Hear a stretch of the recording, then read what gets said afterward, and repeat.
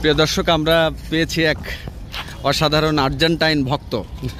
আর্জেন্টিনার খেলা এখন ওইরকম না থাকলেও সেই 2018 ওয়ার্ল্ড কাপ থেকে তিনি এই রিকশার কালার আর্জেন্টিনার পতাকার কালারে করে তার সমস্ত শরীরে আর্জেন্টিনার পতাকা ধারণ করেছেন।